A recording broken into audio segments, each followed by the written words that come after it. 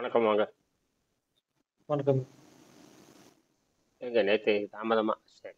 நேத்து இந்த கடுமையான வேலையா வந்துட்டு போயிட்டீங்களா? இந்த நேத்து வந்து நான் கொஞ்சம் டிராவலிங் இருந்தேங்க. சரி, சென்னையில பரவாயில்ல. இருந்தேன். ஆ ஆ அஹ், நல்லது. நேத்து இரவு என்ன பேசணும்? சொல்லுங்க, அப்படி ஒரு 2 நிமிஷம் சொல்லுங்க, அப்புறம் அப்படியே தொடரலாம்.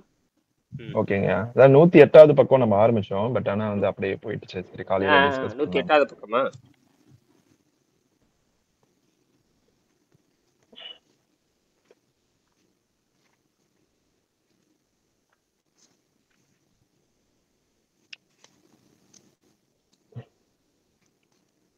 சரித்திரத்திலே மீண்டும் தொடங்குகிறேன், அதுவா? அது என்ன இருக்கு? ஆ ஆமாங்கய்யா. இந்த ஆ, மனிதனின் அதுல செகண்ட் பேராகிராஃப் வந்து மனிதன் மனிதனின் பழைய மனிதன் தீய பழைய பேசுங்க. பழைய தீய சம்ஸ்காரங்களில் தீய பழக்கங்களால் யோகத்திற்கு தடை ஏற்படும். அப்படின்னா என்ன பழக்கம் தான். சொல்ல வராங்க? ம் தீய தீய பழக்கம் பழக்கம் தான். உணவு பழக்கம் தாங்க அது அடிப்படை, அது வேற ஒண்ணும் இல்லைங்க. முட்டாள்தனம். சரி. ஆசைகளை அனுபவித்து தீர்க்கலாம் அல்லது ஞான விசாரணையில் அவள்களை வெல்லலாம். தீய ம் பழக்கங்களை மாற்றுவதற்கு அவற்றுக்கு எதிராக நல்ல பழக்கங்களை உருவாக்குவதே ஒரே மருந்தாகும் ம் என்று விவேகானந்தர் தனது ராஜயோகம் பக்கம் 101 கூறுகிறார். ம் ஸ்ரீமத் பகவத்கீதையில் ஸ்ரீ கிருஷ்ணர் கூறுவது எல்லோருக்கும் ஆறுதல் அளிப்பதாக இருக்கிறது. ம் 6வது அத்தியாயம் 37, 38, 39 ஸ்லோகங்களில் அர்ஜுனன் முயற்சி போதாமல் யோகத்திலிருந்து மனதை நழுவ விட்டவன் ஆ யோக சித்தி அடையாவிட்டால் அவன் என்ன கதி அடையவான் என்று கேட்கிறான். அதற்கு ம் பதிலாக பகவான் கிருஷ்ணன் 40 முதல் 47 வரை உள்ள ஸ்லோகங்களில் அர்ஜுனா, உனது உலகத்திலோ பரலோகத்திலோ அவனுக்கு அழிவே கிடையாது. அப்பனே ம் நல்லதை செய்தவன் எவனும் துர்கதி அடைய மாட்டான் என்று கூறி யோகத்திலிருந்து நழுவியவன் மறுபிறவி எடுத்து அவன் முற்பிறவியில் அடைந்த அதே யோகத்தின் பயிற்சினால் தனக்கு தெரியாமலே யோகத்தின் பக்கம் இழுத்து செல்லப்படுகிறான். ம் கடந்த சில ஜென்மங்களில் தான் செய்த முயற்சியினால் யோக சித்தியை பெற்று அவன் மூலமாக பரகதி அடைகிறான் என்று கூறுகிறார். ம். சரி சரி. யோகத்தின் பிரதிபலிப்பு மனிதனுக்கு மனிதன் மாறும் என்பது வெளிப்படை. ம் பரிணாம சித்தாந்தம் நம் நாட்டு ஞானிகளுக்கு புதியது அல்ல. திருவாசக ம் பாடல் ஒன்று, புல்லாகி பூடாகி புழுவாகி பல்விருகமாகி பறவையாகி எல்லா பிறவியும் பிறந்திழைத்தேன் என்று கூறுகிறது. ம் கடந்த பல கோடிக்கணக்கான ஆண்டுகளாக நாம் இருக்கிறோம் என்றும் ஆ பல்வேறு பிறவிகளில் நம் ஓரறிவு நிலைத்திருந்து இப்போது 6 அறிவு வரை வளர்ந்திருக்கிறது என்று நிச்சயம் தெரிகிறது. ம் அறிவு பலம் பெருகி வரும்போதே நம் உடல் பலம் குறைந்து வந்தது வெளிப்படை. ம் நமது அறிவு பலம் பெருகி வரும்போதே நம் உடல் பலம் குறைந்து வந்ததும் அதன் வெளிப்படை. ஒரு கன்றுக்குட்டி பிறந்தவுடன் ஓடக்கூட முடியும். மனித குழந்தை நிலைமை நமக்கு தெரியும். இதே போல இனப்பெருக்க வேகம் குறைந்திருப்பதும் நமக்கு புரிகிறது. தகுந்த சூழ்நிலையில் ஒரு பாக்டீரியா சில மணித்துளிகளில் லட்சக்கணக்கில் பெருகும். மனிதன் அவ்வாறு அல்ல. ம் மேற்படி நேர்கோடுகளை நீட்டி பார்த்தால் திருவள்ளுவர் சொன்னபடி யமனை வெல்லும் உடல் நம்மிடம் உள்ளது என்பதும் தகுந்தபடி இயற்கையை புரிந்து கொண்டு அதன்படி வாழும் வாழ்க்கை மட்டுமே நமக்கு தேவை என்பது நமக்கு தெரிய வரும். ம் இது காலத்தின் கட்டாயம். யோகம் எனப்படுவது சித்தத்தினது விருத்திகளை ஒடுக்குதல் ஆகும். பதஞ்சலி யோக சூத்திரம், பசியை வென்றவனுக்கு அவனுடைய சித்தத்தின் விருத்திகளில் பெரும்பகுதி ஒடுங்கி விடுகிறது. பா, வெடிச்சாங்க ம் பாருங்க ஒரு போடு. ம் ஆசனத்தில் மாத கணக்கில் அவனால் நிலைக்க முடியும். விண்வெளி சக்தியான பிராணனில் அவன் வாழ்வதால் பிராணாயாமம் இயற்கையாகவே அவனுக்கு அமைந்து விடுகிறது. இதோட போதும். இதுல ம். இருந்து கேளுங்க. இது படிச்சுட்டு போயிட்டே இருக்கு, அவ்வளவுதான். என்ன இல்லைங்கய்யா, இப்ப இதே வந்து சித்த அந்த விருத்திகளே செகண்ட். அடக்கிறதுல மரம் அடி உழுகுதுல.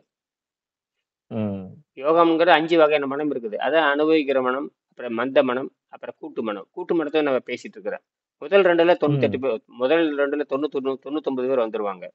அப்புறம் உயிர் பிரிஞ்சாலும் அந்த போட்டான், இந்த ஆற்றல் எனர்ஜி அழிகிறதுங்கிறது இதுதான் உண்மை. எனர்ஜி அழியாது, எனர்ஜி உற்பத்தி பண்ண முடியாது. எனர்ஜி அழியாது, உற்பத்தி பண்ண முடியாது ஒரு பக்கம் இருக்கட்டுங்க. எனர்ஜி ஆக்கவும் முடியும், அழிக்க முடியுங்கிற சயின்ஸ் வரப்போகுது பின்னாடி. குவாண்டம்ல வந்துன்னு வச்சுங்க, நாமளே உற்பத்தி பண்ணலாம், நாமளே. அதாவது அப்ப இந்த இப்பத்துக்கு வந்து மனம். கிளாசிக்கல் இப்ப 2 அறிவியல் தான் இருக்கு. புற அறிவியல், அக அறிவியல். இந்த கிளாசிக்கலுங்கிறது ஒரு வகையான மந்த அறிவியல் தான். அது வந்து மனிதனை முன்னேற்ற விடாது. இப்ப வெள்ளக்காரெல்லாம் இருக்கான் பாத்தீங்களா, அவனுக்கு அறிவே இல்லை அப்படிங்கிற சூடு சொரணை அவனுக்கு இருக்காது. அவனுக்கு அவனுக்கு தோலே வந்து எந்த தோல் கிடையாது. அவனுக்கு சக்தியை பெறக்கூடிய தோலே கிடையாது. அவனுக்கு ஒரு கெட்டுப்போன தோல். அவனுக்கு வந்து பார்த்தீங்கன்னா பழுப்பு பழுப்பு நிறமே கிடையாது, வெள்ளையா இருக்கும். அவனுக்கு வந்து என்னன்னா எனர்ஜியே அவனுக்கு கிடையாது. யாருக்குங்க? வெள்ளைக்காரனுக்கு எனர்ஜிங்கிறது ஒண்ணு கிடையாது. அதாவது மெலோனின்னு சொல்றோம்ல, மெலோசைட், அது கிடையாது அவனுக்கு. அவன் வெள்ளையாவே இருப்பான். கெட்டுப்போன தோல் இது. ரெண்டாவது வந்து அவனுக்கு இறைச்சி திங்கிறவன், அவன் என்னைக்கும் தேரவே முடியாது. அவனுக்கு அறிவும் கிடையாது, ஆற்றலும் கிடையாது, உடல் பலமும் கிடையாது. இந்த குரூர எண்ணம், அந்த அடுத்தவனை கெடுத்து வாழ்றது அவனுக்கு. அது அப்படித்தான் இருக்கும். அவனோட நாம பனிக்காட்டு பிராண்டி, அவன் என்னது பனிக்காட்டு பிராண்டி. நாம வந்து பாத்தீங்கன்னா, நம்ம வந்து எப்படின்னு கேட்டீங்கன்னா, இந்த சூரிய வெப்பத்திலேயே வாழ்ந்து வாழ்ந்து நமக்கு வந்து எதிர்ப்பு சக்தி அதிகம். சூரிய வெப்பத்தில் எதிர்ப்பு சக்தி, சிந்தனை சக்தி அதிகம். நமக்கு வந்து பாத்தீங்கன்னா 30, நம்மளது பாத்தீங்கன்னா 30 டிகிரிலேயே வாழ்ந்து வாழ்ந்து பழகி நமக்கு சிந்தனை சக்தி அதிகம். அதனால நமக்கு வந்து காலங்கள் அதிகம், சிந்திக்கிற திறன் அதிகம், ஓய்வு நேரம் அதிகம், இதெல்லாம். ஆனா வெளிநாட்டுல அப்படி கிடையாது. அதனால அவனுக்கு அறிவும் கிடையாது, அவனை பத்தி பேசணும்னு அவசியமே கிடையாது. அவனுக்கு உடலை பற்றி ஒரு அறிவுமே இல்லைன்னு நமக்கு தெரிஞ்சு போச்சு. ஏன்னா அப்படி இருந்தா அவன் ஆரோக்கியத்துக்கு பதில் கண்டுபிடிச்சிருக்கணும். ஆனால் ஆரோக்கியம் என்பது எங்க தொடங்குதுன்னு கேட்டீங்கன்னா, வயிற்றுல சுரக்கிற அந்த விஷ நீரை தான் குறிக்குது, ஒட்டுக்குடல் நீர் மாதிரி தான். இதெல்லாம் அவங்க பேசுறது இல்லை. அது வந்து பசி அவசியம்னு சொல்றான். பசி வந்து விஷம் நம்ம சொல்றோம். அதான் விஷயம். அது அவனுக்கு தெரியாது. ஏன்னா உள்ள இருக்கிறத பத்தி எந்த நடவடிக்கையும் வெள்ளைக்காரனுக்கு தெரியாது. உள்ள அறுத்து பார்த்து கண்டுபிடிச்சிருக்கானுங்க. அறுத்து பார்த்தெல்லாம் கண்டுபிடிக்க முடியாது. அறுத்து பார்த்தாலும் பசி எங்க இருக்குன்னே தெரியாது. அப்படித்தான். அப்ப இந்த சித்து விருத்தியில அடக்கும் பொழுது அந்த பசிங்கிறது கையில வைக்கிறாங்க. அதை தண்ணீர் வச்சு அடக்குறோம். அப்புறம் சுத்தத்தை படுத்தணும். இதுதான் விஷயம். அதுக்கப்புறம் இந்த தானாவே உடம்பு வந்து இயற்கை என்ன சொல்றது, நான் வந்து நீ வந்து நோய் இல்லாம வாழுகின்ற பொழுது எல்லா கோள்களுக்கும் நீ போகணும், அது அப்படிங்கிறத. கோள்கள் என்பது நமக்காக தான், இயற்கை நமக்காக தான். கோள்கள் பயன்படுத்துறது நம்ம தான். கோள்கள் இப்ப ஏதோ பார்த்து கணிக்கிறான் இல்லையா? அப்ப என்ன நோக்கம்னா, ஏதோ ஒரு நோக்கத்தை வச்சுக்கிறான். இவனுக்கு அந்த கோள்களுக்கும் தொடர்பு இருக்கிற மாதிரி வச்சுக்கிறான். என்னது, அப்படி மறைமுகமா பாத்தீங்கன்னா இந்த கோள் செவ்வாய் இதுல ஒரு பக்கம் வச்சாலும் கூட ஏதாவது இந்த தொடர்பு வச்சு கூட நினைக்கிறேன். அதாவது கோள்களோடு தொடர்பு வைத்துக் கொள்றேன்னு நினைக்கிறேன். இப்படி பாத்தீங்கன்னா கோள்களோடு தொடர்பு வைக்கிற நீயே ஏன் அந்த கோள்களுக்கு குடியேறக்கூடாது? அந்த கேள்வி வரணுமே இல்லையா? அந்த கோள் இப்படி செய்யும், இந்த புதன் செய்யுது, வியாழன் செய்யுது, சனி செய்யுது, சும்மா என்னமோ புரடிடணும். அதுக்கும் ஆரோக்கியத்துக்கு சம்மந்தம் கிடையாது. ஆனால் அப்ப அந்த கோள்களோடு இவன் ஏதோ ஒரு தொடர்பு வச்சுக்க முயற்சிக்கிறான்னு தெரிஞ்சுக்குவேன். ஏன் அப்படி நினைக்கலாம் இல்லையா?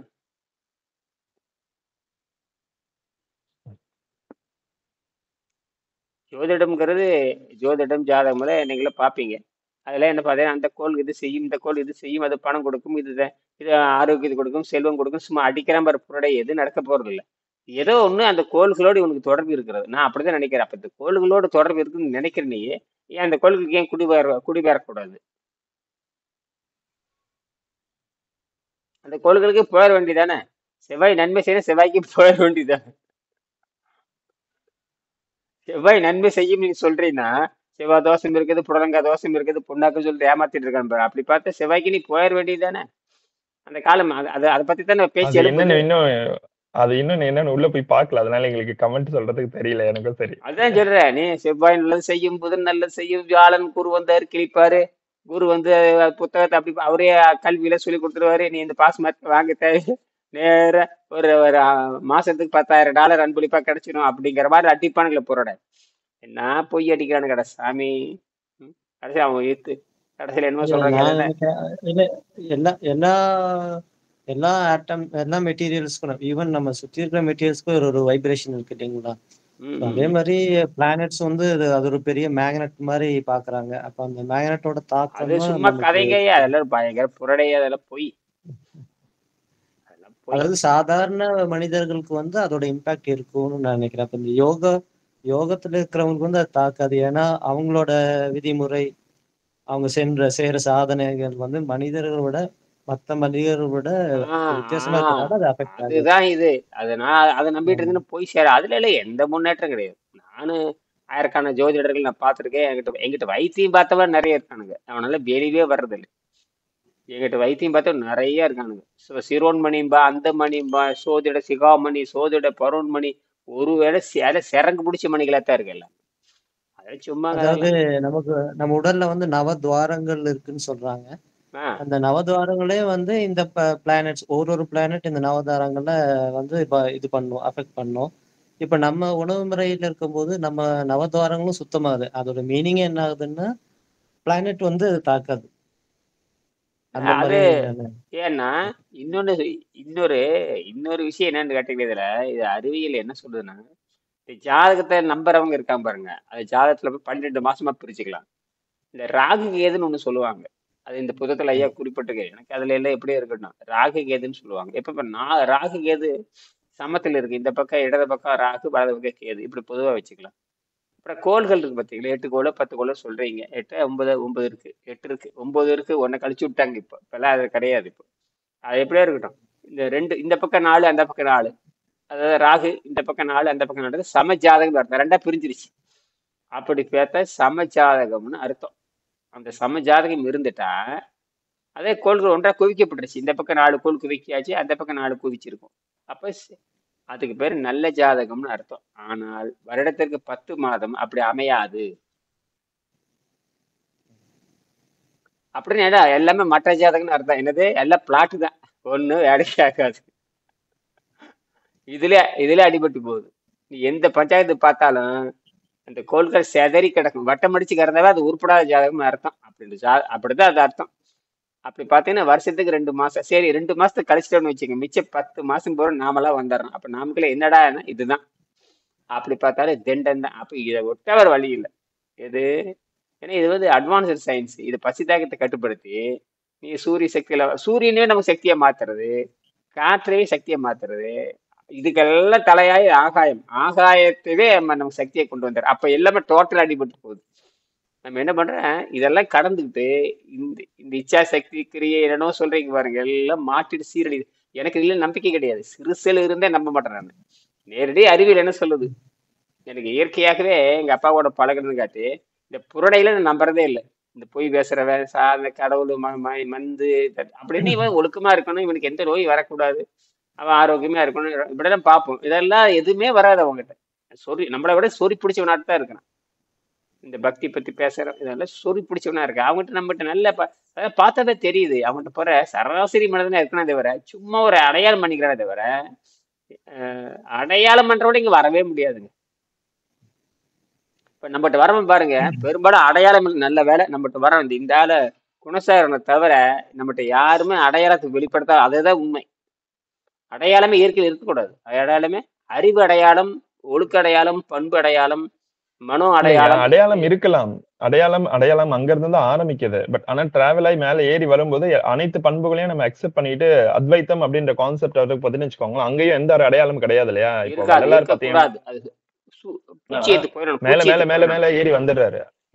வள்ளலார் பாத்தீங்கன்னா மேல மேல மேல ஏறி வந்துடுறாரு இல்லையா? அப்ப அவரு பாத்தீங்கன்னா எந்த ஒரு அடையாளத்தை அவர் வந்து கடைசியில பாத்தீங்கன்னா விபூதிக்குரோ தரிக்கிறதா அவர் தெரியல பாத்தீங்களா, வெறும் வெள்ளை துணி மட்டும் போட்டு கவர் பண்ணிக்கிறாரு. அதுக்கப்புறம் எந்த ஒரு விபூதிக்குரோ வச்சதா தெரியல. அதுக்கப்புறம் வச்சு எனக்கு தெரியல, மேபி வச்சாரான்னு. அதெல்லாம் ஒரு அதாவது அடையாளத்தை குறைத்துக் கொள்ளுதல், அடையாளத்தை குறைத்துக் கொள்ளுதான் சரி.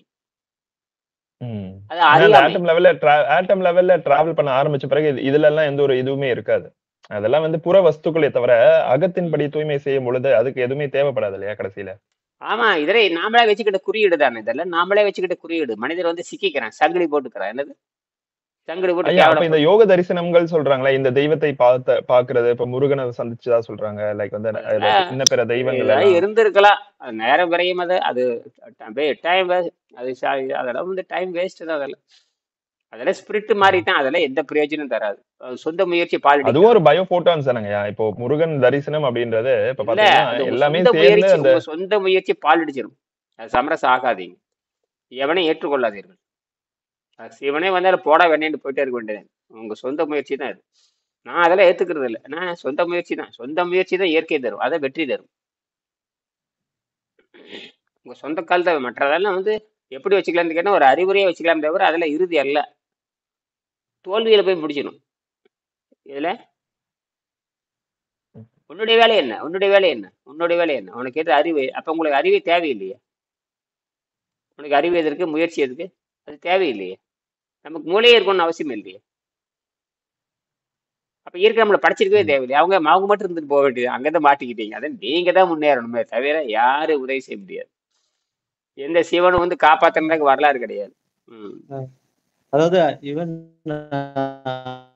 அந்த இதுலயும் கூட இப்ப அருணகிரிநாதர் ஒரு பெஸ்ட் நம்புறதை விட அவர் சொன்ன ப்ராசஸ்க்கு வந்து அவர் போனாருங்க. இது பண்ண அந்த அவர் நோயோட எல்லாமே இருந்து போய் சாகுவார் இல்லைங்களா? அப்ப அங்க வந்து அவர் சொல்றாரு, நீ வந்து சும்மா இருந்து உன் நிலைய மாத்து அப்படின்னு சொல்லி மாத்தும்போது, அப்புறம் அவருக்கு வந்து அந்த சித்தி சும்மாவே இருக்கிறார், சாப்பிடாம எதுவுமே பண்ணாம, மனதையும் கூடி இது பண்ணாம, அலைய விடாம எல்லாமே சும்மா இருந்தோன்னா அவங்களுக்கு அந்த சித்தி கிடைச்சு அவரு ஒரு பெரிய சித்தரா மாறாரு. அப்ப அங்க அவரோட முயற்சி அங்க தெரியுது. அவரு அது சரி, அந்த மாதிரி இருக்கலாம். அது ஒரு ஆசிரியர் மாதிரி இருக்கலாமே தவிர ஆசிரியர் இறுதியானவர் அல்ல. அதான் விஷயமே.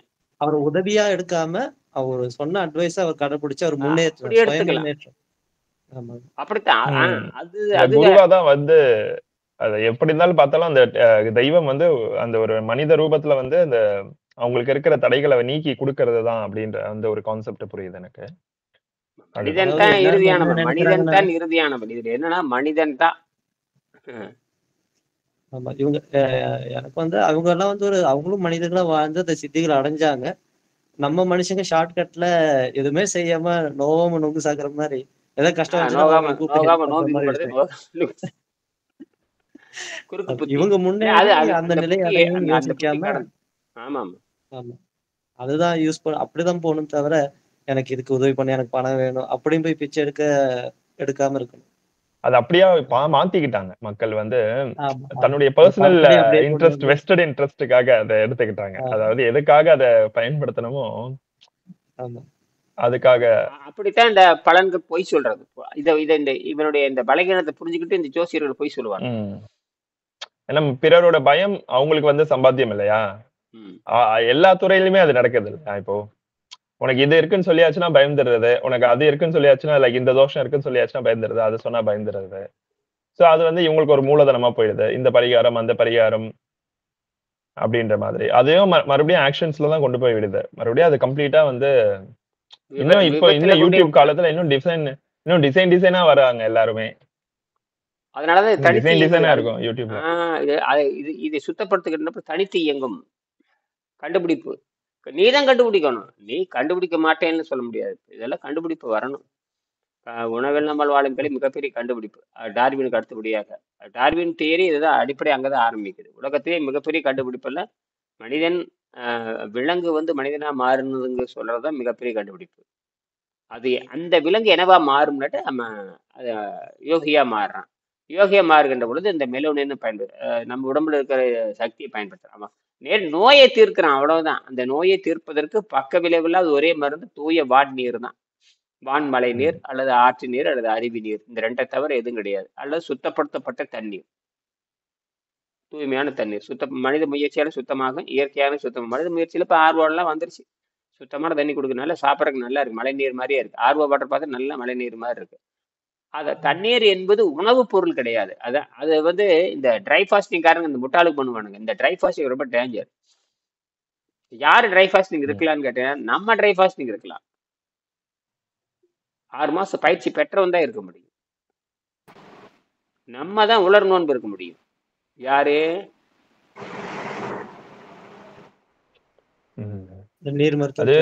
நேத்து கூட ஒரு வாசகம் படிச்சேன். அதாவது ஆல்பர்ட் ஐன்ஸ்டைன் சொல்றாரு, science without religion is lame, religion without science is blind அப்படின்னு. Science without religious without blind என்ன? Religion without science. சயின்ஸ் இல்லாமல் ரிலிஜியன், அறிவியல் இல்லாமல். அதே மாதிரி சயின்ஸ் அறிவியல் இல்லாமல் லேம் அப்படின்னு என்ன சொல்றது? லேமுக்கு அர்த்தம் வந்து என்ன சொல்றீங்க? ரொம்ப வீக். அதாவது ஒரு லேம் அப்படின்னா யூஸ்ஃபுல்லே இருக்காது அப்படின்ற மாதிரி. அவரு நம்ம ஐன்ஸ்டீன்ல பெரிய ஆளே கிடையாதுங்க, அவ்வளவுதான். இது இல்லாம அது இயங்காது, அது இல்லாம இது இயங்காது அப்படின்னு. அவர் கண்டுபிடிப்பு விஷயம் நம்ம ஒண்ணும் செய்ய முடியாது. அது எனர்ஜியை பற்றாக்குறைக்கு மனித முன்னேற்றத்துக்கு எந்த வகையிலும் பயன்படாது, அவ்வளவுதான். அது மேற்கு நாட்டுக்காரங்க என்னமோ அதாவது இந்த நியூட்டன் கொள்கை, இந்த ஐன்ஸ்டீன் கொள்கை, இதெல்லாம் வந்து பெரிய பிரச்சனை தீர்த்தது. பற்றாக்குறை தீர்க்கவே இல்லை, பற்றாக்குறையே. பட் ஆனா இங்கே ஒரு இடத்துல ஆரம்பிச்சிருக்காங்க அவங்க, ஏதோ ஒரு இடத்துல ஆரம்பிச்சிருக்காங்க இல்லையா? எங்கேயோ ஒண்ணு ஆரம்பிச்சிருக்காங்களா? ஆரம்பிச்சு விட்டுட்டு அவங்களால அந்த வயது வரைக்கும் என்ன பண்ண முடியுமோ அதை பண்ணிட்டு அது தப்போ ரைட்டு. அதுக்கப்புறம் பின்னாடி வரவங்க அதை பற்றாக்குறையை கண்டினியூ பண்ணிட்டு தீர்க்கவே போயிருக்காங்களா? இல்லைங்க ஐயா. எந்த ஒரு கண்டுபிடிப்பும் பற்றாக்குறையை தீர்க்கறதுக்கு முயற்சி பண்ணணும். ம். பற்றாக்குறை எதுவோ அது பேரு மொத்தமா சொல்லலாம். பற்றாக்குறை அல்லது சக்தி பற்றாக்குறைன்னு சொல்லுவாங்க, அல்ல ஆற்றல் பற்றாக்குறை அல்லது எனர்ஜி கிரைசஸ். அதற்கு எந்த வகையில அவங்க பயன்படல. ஈர்ப்பு விசைங்கிறது ஈர்ப்பு விசை கணக்கு போட்டு தான் நீங்க என்ன பண்றீங்க, அது மேல போகுது கீழே ஒதுங்குறீங்க, அது லாஸ்ட்ல தான் போகுது. அது எதில் போய் நிக்குது? இப்போ இது இந்த மின்சாரம் நம்ம கண்டுபிடிச்சிருக்க பாருங்கண்ணா, தன்மின்கண். தானாகவே மின்சார உற்பத்தி பண்றது இது ஒண்ணுதான் கெயின். இந்த தன்மின்கண் இந்த இது இந்த பேசிக், அதாவது ஒரு அறிவியலுக்கு ஒரு சிறு ஆதாரம் கிடைச்சா போதும். நோண்டு இப்போ ஒன்றும் இல்லைங்க. 2 நாளைக்கு முன்னாடி 4 நாளைக்கு முன்னாடி பேசினேன். இந்த மாதிரி சிலிக்கானுக்கு மாற்றாக கண்டுபிடிச்சிருக்காங்க. அது கண்டுபிடிச்சி 70-80 ஆண்டாச்சு. புரியுதுங்களா? பெரோஸ்கொயிட்னு பேர். பெரோஸ்கொயிட் அதாவது கால்சியம் டைட்டானியம் ஆக்சைடு. ஏற்கனவே நான் பேசியிருக்கேன். அதுக்கு பேர் கால்சியம் டைட்டானியம் ஆக்சைடு, அவ்வளவுதான். இந்த ஆக்சைடுன்னு வந்துட்டாவே அது தண்ணீரை நல்லா பிரிக்கும். ஆக்சைடுன்னு வந்துட்டாவே அது ஆக்சிஜன் ஹைட்ரஜன் எல்லாம் பிரிக்கிற தன்மை, பிரித்து சேர்த்தோம். அது செல்ஃப் அயனைசேஷன், அது டிஸ்அசோஸ் தானாவே. ஃபெரஸ்கொயிட், அந்த ஃபெரஸ்கொயிட்டுக்கு ஒரு விஞ்ஞானி பேர். அது கால்சியம் டைட்டானியம் ஆக்சைடு தான். அப்புறம் அது மாதிரி டைட்டானியம் ஆக்சைடு இருக்கிறதெல்லாம் நிறைய வகைப்படுத்தியிருக்காங்க. அது வரப்போகுது விரைவில். எந்த செலவுமே அது கிடையாது. இந்த மாதிரி கண்டுபிடிக்கணும். என்னது சும்மா வளையுது நீளுது வளையுதுன்னு சொல்லி என்ன வளையுது நீளுதுங்கிட்டு சொல்லிட்டே இருக்க வேண்டிய. என்ன வளைஞ்சாருன்னா நீள்னா என்ன நன்மை? அதில் ஒன்றும் இல்லை. எனக்கு ஈர்ப்பு விசை மின்சாரத்தை பயன்படுத்தி அதை பார்த்து மின்சாரம் எடுத்து கொடு. இப்போ நாங்கள் மின்சாரம் எடுத்துருக்கிறேன், 8 நிமிஷம் எடுத்தேன். அந்த டைனமோ வச்சு எடுத்தேன். அது அந்த பிஎல்டிசி டைனமோ வந்து அப்புறம் தான் தெரியுது. பிஎல்டிசி டைனமோ தொடர்ந்து இதில் பயன்படுத்த முடியாதுன்னு அப்புறம் தான் தெரியுது. ஏன்னா அது நடுவில் காந்தம் இருக்குது. காந்தம் இருந்தாவே ஹீட்டு வந்துடும். ஹீட்டு வந்துட்டா ஓடாது. ஓடும், வெந்து போயிடும். ரிலீஸ் கிடைக்கும், ஆற்றல் கிடைக்கும், வெந்து போயிடும். அப்போ ஏசி மோட்டார் போகும்பொழுது செலவு பயங்கரமாகுது. கண்டுபிடிச்சாச்சு. அப்புறம் அந்த விஞ்ஞானிகிட்ட பேசினார், இது நீங்க செய்யாதீங்க, வேண்டாம் அப்படின்ட்டாரு. அவர் ஆந்திராவை சேர்ந்தவர். அதுக்கப்புறம் நல்லதா போச்சுன்னு சொல்லிட்டு அதுக்கப்புறம் இதுல இறங்கினேன். எல்லாம் வெங்கடேசன் பண்ணதுதான். அதுக்கு பண்ணி கடைசியில பார்த்தா தண்ணியே மாறுதுடான்னு தெரிஞ்சு போச்சு. அது அந்த கடைசி பாயிண்ட் போனேன் நான் 6 மாசத்துக்கு முன்னாடி. கடைசி பாயிண்ட் அதுதான். இந்த கிளாஸ் வர்றதுக்கு முன்னாடி அந்த கரெக்டா ஒத்து இருந்ததுன்னா இந்நேரம் அதை மின்சாரம் எடுத்துட்டு போனாரு. கரெக்டா அவர்கிட்ட போறப்ப இல்லை, இந்த லேபே தமிழ்நாட்டில் இல்லைன்ட்டாரு. நாம பண்ணிக்கலாம் அப்படின்ட்டாரு அவர். நீங்க பண்றதா இருந்தா நீங்க ஒரு தனி லேப் வைங்கன்னாரு. எவ்வளவு செலவாகுன்னு கணக்கு போட்டேன். அது ஒரு 4 வெறும் 3 லட்சம் இருந்தா போதும். சரி 3 லட்சம் தானே, சரி பண்ணிடலாம்னு ஐடியா பண்ணேன். அப்புறம் யோசிச்சாரு, என்னடா வம்பா இருக்குது கடைசியில. இது என்னடா கடைசியில அது வந்துட்டே கடைசியில் அது பெருசு பண்ணணும், இதுல பெரிய தலைவலிடா, இது அப்புறம் பாத்துக்கலாம். அப்படி 6 மாசத்துக்கு கூட இது அப்படியே அதுல இறங்கிருந்ததுன்னா இந்நேரம் ஆட்டாட்டு இருப்பேன். அந்த 6 அந்த முடிவு நான் எடுத்தேன். இதை வேண்டாம் அப்படின்னு முடிவு பண்ணிட்டேன்.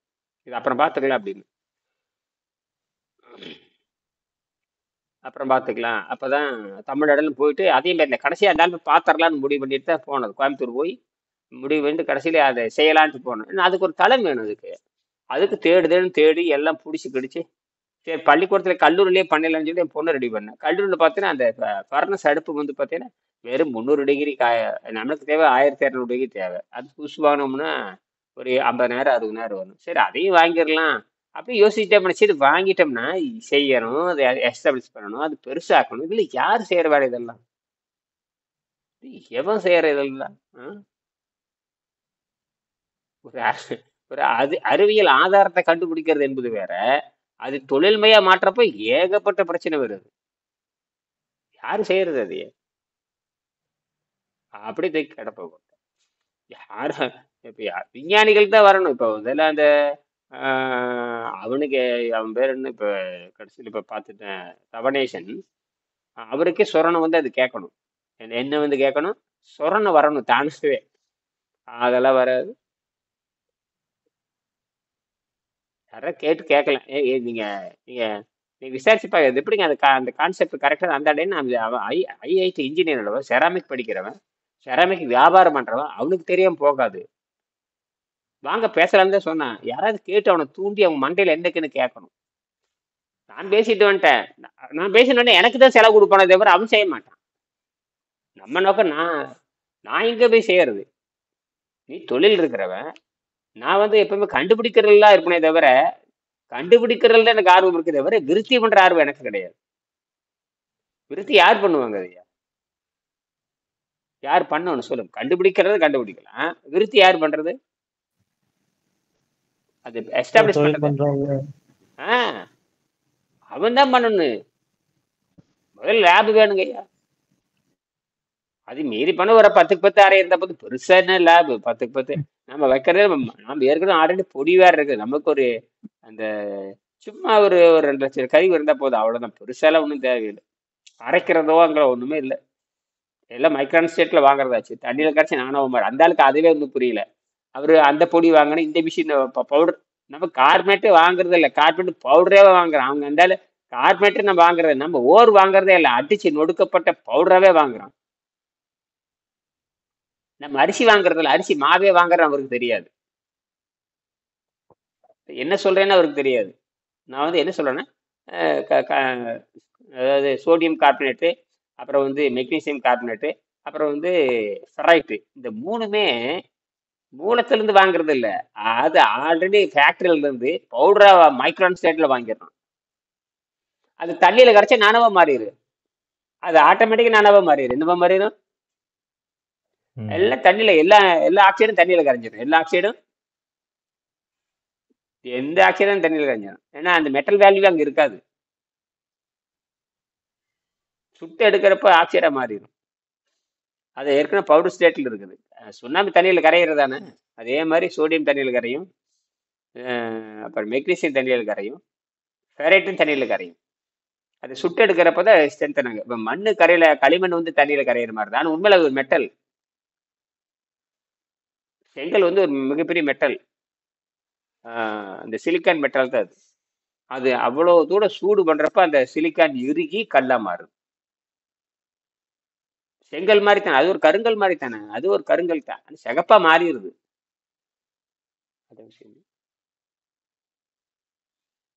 சொல்லுங்க.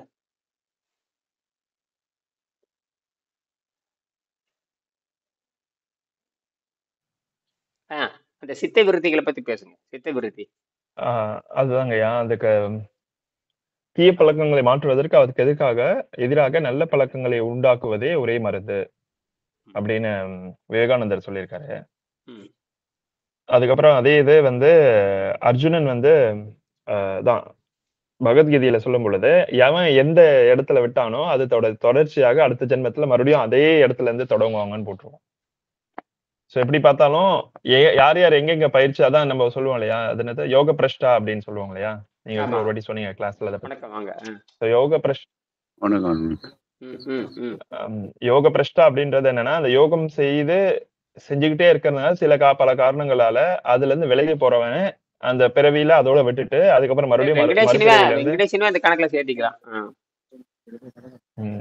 ஏதோ ஒரு காரணங்களுக்காக உடம்ப விட வேண்டிய அந்த சூழ்நிலை உருவாக்கப்பட்டு உடம்ப விட்டுட்டு மறுபடியும் அந்த அதே நிலையில இருந்து அடுத்த ஜென்மத்தில் மறுபடியும் தொடர்றதுதான் யோக பிரஷ்டான்னு பார்த்தோம். வெங்கடேசன் சளி பிடிச்சதா இறந்திருக்காரு, அது தெரியுது. சளி பிடிச்சதா இருந்தாரு, அது எனக்கு தெரியும். யார வணக்கம் சொல்றாங்க? யாரு புதுசா இருக்கு? இல்ல கேசவனையோட தான் மியூட் போடாம இருக்கு. ஓ கேசவனா? யாரும் கவனிக்கிறாங்களா தெரியுது? பரவாயில்லையே, கேக்குறாங்களா? தோட்டத்துக்கு வந்தையா. ஓ சொந்த தோட்டம் இருக்கா உங்களுக்கு? அங்க இருக்குது, நான் வந்திருக்கிறது வேற இடம். சொந்த தோட்டம் இருக்குதான்னு கேக்குறேன். இருக்குதுயா. எத்தனை ஏக்கரா வச்சிருக்கீங்க? அது அங்கெல்லாம் போக மாட்டேன், எப்பயாவது போவேன். 7-8 ஏக்கர் இருக்குது. பரவாயில்லையே, 7-8 ஏக்கர். ஒரு சின்ன நிலக்கிழார் தான், சின்ன நிலக்கிழார் இல்லையா, சின்ன ஜமீன்தார். இப்ப நானே 1 ஏக்கரா வச்சிருக்கேன்ல, நானும் ஒரு ஜமீன்தார் தானே. எங்க போனாலும் 1 ஏக்கர் ஜமீன்தார், 1 ஏக்கர் ஜமீன்தார். நீங்க 6 ஏக்கர் ஜமீன்தார். எங்க போனாலும் எல்லாம் பிரச்சனை வருதுன்னு போக மாட்டான். ஏன் அங்க போனா என்ன, அங்க போய் விவசாயம் பண்ணணும், மம்டி எடுக்கணும், வெயில்ல பாடுபடணும். ஏன் சொத்து வான் சொத்தும்பாங்க, அதுக்கோசரம் போறதில்ல. ஓ பிரிச்சு இன்னும் நீங்க பிரிக்கலையா? அதையா உங்க பேர்ல இன்னும் வரல? என் பேர்ல இல்ல, வீட்டுக்காரங்க பேர்ல.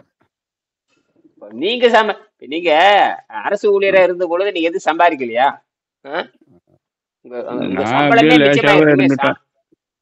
எதுலயும் பட்டுப்படாதவே இருந்துக்குங்கயா. சரி, இந்த சம்பளத்தை வாங்கி என்ன பண்ணீங்க? ஆடம்பரம் பண்ணிட்டீங்களா? இல்ல, ஏதாவது செலவு பண்றதா, காசெல்லாம் வச்சிருக்க மாட்டேன் கையில. இல்ல என்ன அப்படி என்ன பண்ணீங்கன்னு கேக்குறேன். என்ன இடம் வாங்குனீங்களா, பூமி வாங்குனீங்களா, கட்டடம் வாங்குனீங்களா, அடுக்குமாடி வாங்குனீங்களா, பிளாட் வாங்குனீங்களா, ஏதா இல்ல ஏதா படிக்கிற பிள்ளைகளுக்கு காசு கொடுப்பேன், ஏதோ ஒண்ணு பண்ணுவேன். காசெல்லாம் வச்சிருக்க அப்படி மாட்டான். நீங்க ஒரு பெரிய மனுஷன் மாதிரி தெரியல. உங்க பேர் சொன்னா கேட்க பேர் ஐயா சேலவன் அடக்கமா சின்ன. இருக்காருன்னு நினைக்கிறேன். செய்யற செலவெல்லாம் செஞ்சுட்டு அடக்கமா இருக்காரு. இப்ப நான் வந்து நாளைக்கு சின்ன ஆமா. திருப்பதி இருந்து இறங்கி இந்த மாதிரி வள்ளலார், அதாவது என்னன்னு கல்வி வள்ளல் கேசவன் தெரிஞ்சு அண்டால ஏய அப்படின்னு எவனாச்சும் சொல்லுவாங்களா, இல்ல கல்வி வள்ளல் அப்படின்னு சொன்னா தெரியுமா? உங்களுக்கு ஏதாவது சொன்னா சின்ன திருப்பதி இருந்து இறங்கி எனக்கு இந்த கல்வி வள்ளல் இந்த கேசவன் வீடு தெரியுமான்னு கேட்டா தெரியும்னு சொன்னா பரவாயில்ல. அப்படி ஒரு ஆளுங்களுக்கு தெரியாது போச்சு. இயற்கை மருத்துவர்னு சொல்லுவாங்கய்யா. ஓ அப்படியா? அப்படியாவது பேர் வாங்கியிருக்கீங்க. ஆமாமா. ஆபீஸ் எல்லாம் யாராவது வைத்தியம் கேட்பாங்க, சொல்லுவேன். அப்ப வந்து இறங்கி கேட்ட சின்ன திருப்பதில வந்து இறங்கி கேட்டோம்னா இந்த மாதிரி கேசவன் ஒருத்தர் இயற்கை வைத்து இருந்தாரு, இந்த மாதிரி இன்ஜினியரா இருந்தாரு அப்படின்னு கேட்டா எல்லாம் தெரியும், சொல்லிடுவாங்கிறீங்க. அதெல்லாம் தெரியும். இன்ஜினியர்னா தெரியும். இயற்கை வைத்தியர் இன்ஜினியர் வேற எல்லாத்துக்கும் தெரியும். பரவாயில்ல. தெரியும் தெரியும். நான் விசிட்டிங் கார்டில் இயற்கை மருத்துவ ஆலோசகர்னு தான் போட்டிருப்பேன். ஓ அப்படி ஒண்ணு அடிச்சு வச்சிருக்கிறீங்க. பரவாயில்லையே. அதேகப்பா அந்த அளவுக்கு தைரியம் விசிட்டிங் இருக்கு. கார்டு வச்சிருக்கேன்ல. ஓ அப்படின்னு பரவாயில்ல பரவாயில்ல பரவாயில்ல இயற்கை உணவு ஆலோசகர்னு போட்டிருப்பேன். பரவாயில்லையே. தைரியம் எப்படி வந்துச்சு?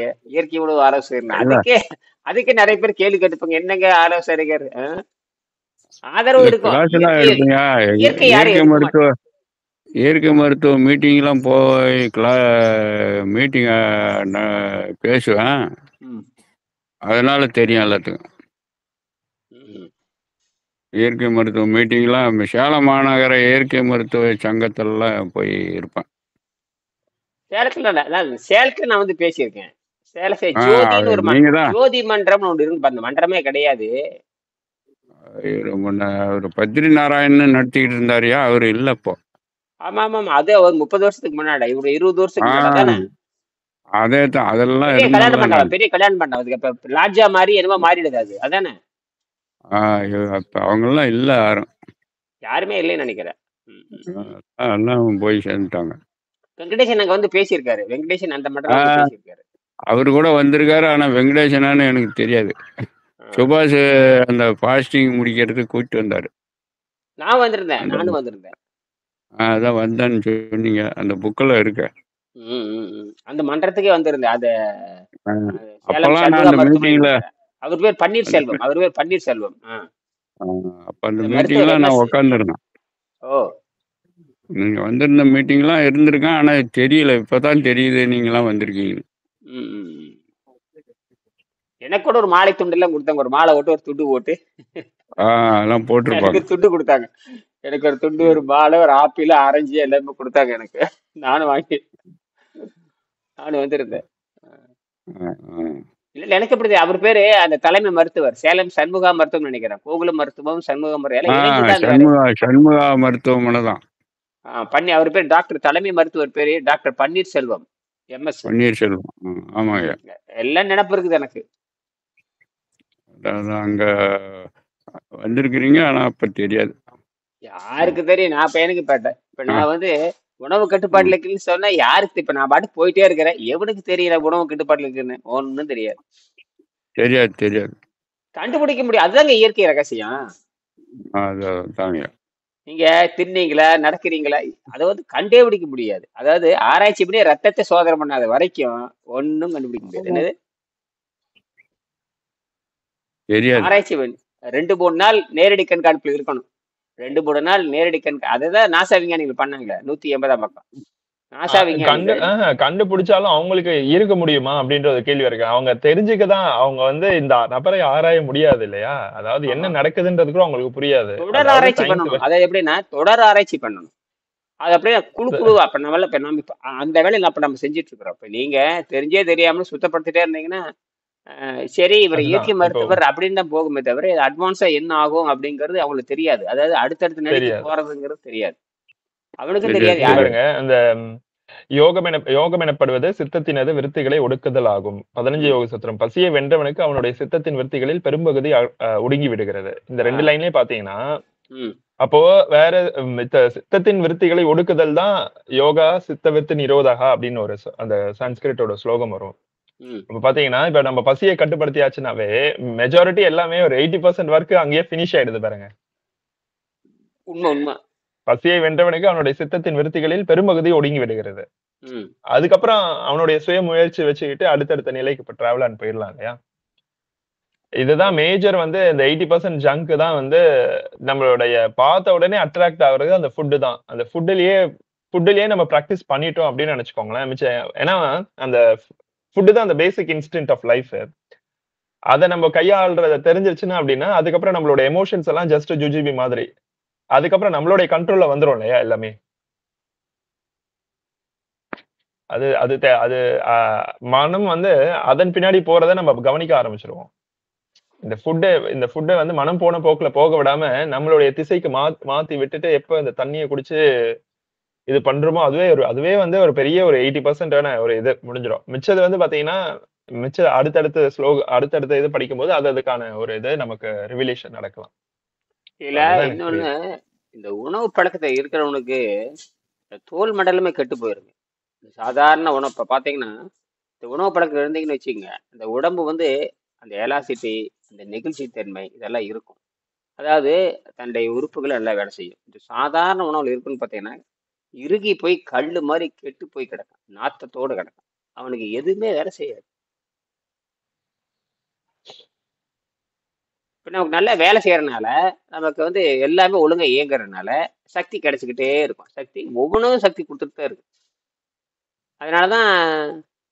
அதனாலதான் இது வந்து ஆற்றல் அழிவின்மை அப்படிங்கிறான். இந்த ஆற்றல் அழிவின்மைங்கிறது வந்து இப்ப மனிதன் வந்து உயிர் அந்த அழுகி போய் செதைஞ்சு போகுது. அதான் விஷயமே, அழுகி போய் செதைஞ்சு போகுது. மூளை சுறுசுறுப்பா இருக்கிற வரைக்கும் ஒன்றும் ஆகாது. மூளை சுறுசுறுப்பா இருக்கிற வரைக்கும் ஒன்றும் ஆகாது. மூளை கெட்டு போச்சுன்னா எல்லாமே போயிடும். ஆனா யோகத்துல மூளையவே கட்டுப்படுத்துறானுங்க. யோகத்துல மூளையவே கட்டுப்படுத்துறானுங்க. சுவாசத்தை கட்டுப்படுத்துற மூளை கெட்டு போயிடும். சுவாசத்தை கட்டுப்படுத்துறாவ மூளை சொன்னபடி கேட்கும். மூளையவே கட்டுப்படுத்துறது. அததான். பட் ஆனா இதெல்லாம் சிறு வயசுலயே செய்ய வேண்டியதானுங்கய்யா. இப்போ ஃபார் எக்ஸாம்பிள் 15 வயசுல செய்யலாம். அதாவது என்னன்னா இப்ப வயதான பிறகு இப்ப எல்லாம் இந்த யோகம் சரி, இந்த ஆன்மீகமோ இந்த சயின்ஸோ எல்லாமே பாத்தீங்கன்னா இதெல்லாமே அந்த வயசுல இருக்கும்போது பாத்தீங்கன்னா எல்லாமே வேற இந்த வயசுல இதெல்லாம் பண்ணுவாங்களா, போய் உலகத்தை என்ஜாய் பண்ணுவாங்க. இதெல்லாம் வயசானவங்களை பாக்குறத நீ ஏன் பாக்குற அப்படின்னு சொல்லுவாங்க. நார்மலாவே இந்த கருத்து இந்தியா மக்களுக்கு அதிகமா இருக்கு இல்லையா? எதுவும் இல்ல, ஏதோ ஒண்ணு நல்லதோ கெட்டதோ அவன் எதுனா போய் ஒண்ணு தெரிஞ்சுக்க போகணும்னு நினைச்சுக்கோங்களேன்.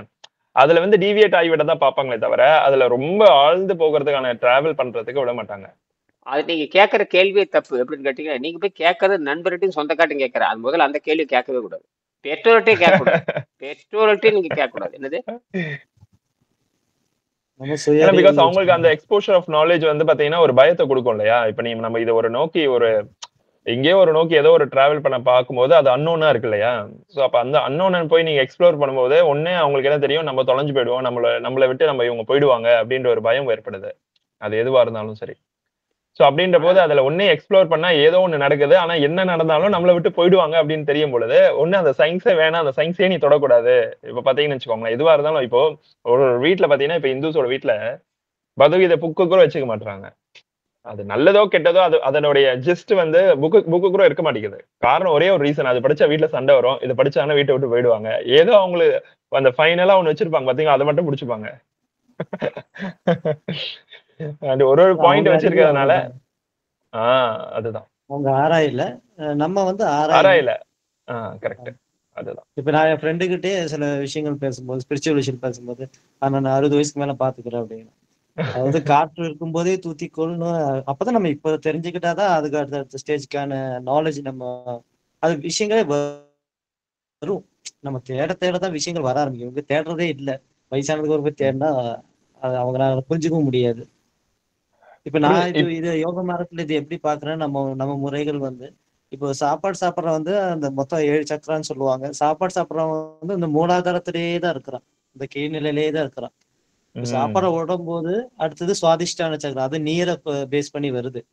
அப்ப நம்ம இந்த நீரை கடைபிடிக்கும் போது அங்கிருந்து நம்ம டெவலப் அடுத்தடுத்த ஸ்டேஜ் மணிப்பூரகம், அது வந்து ஹீட்டு, அதாவது சூரிய ஒளியில வாழ்ற மாதிரி. அதுக்கப்புறம் அனகாத்தத்துக்கு போறோம். அனகாத்தம் வந்து வாயு. அப்ப நம்ம நீரும் வேண்டாம், சூரிய ஒளியும் வேண்டாம், வாயிலே வாழலாம்.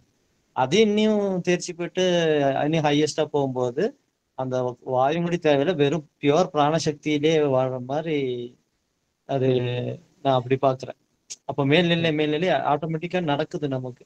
பட் ஃபர்ஸ்ட் மூலாதாரத்துல இருந்து வெளியே வரணும். அப்பதான் அந்த அந்த உணவை விட்டாதான் இது எல்லாமே அடுத்தடுத்த ஸ்டேஜ் ஆட்டோமேட்டிக்கா நடக்கும். இந்த உணவுங்கிறது போதைப் பொருள், அதை நல்லா புரிஞ்சுக்கணும். அது அப்படியே மந்த தன்மையிலேயே தான் வச்சிருக்கோம் இல்லையா? அதை விட்டு அந்த லேயரை விட்டு நம்மள போக விடாது. அதாவது மாயை அதோடய நம்ம அழுத்தி வச்சிருக்கோம். For some reason வந்து பாத்தீங்கன்னா இப்ப ஐயாவோட நமக்கு கனெக்ட் ஆகிறதுனால ஒண்ணுமே இல்ல, வெறும் எத்தனால். அது சாராயம் குடிச்சா என்ன ஆகும்? மந்தமா தான் போக தோணும்.